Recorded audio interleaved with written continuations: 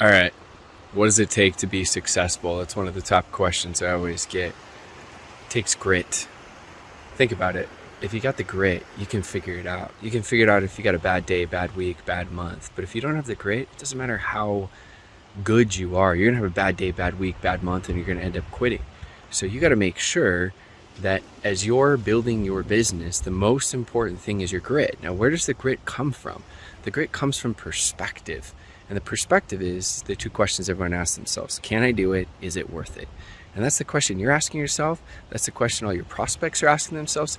Can I do it? Is it worth it? You've got to answer that question every single day for yourself. And if you feel like you're not sure if you can do it, you got to find evidence to prove that you can. You got to look around, find that belief and build it and go make it happen and get perspective from everyone. Let's go make it happen. I know you can do this.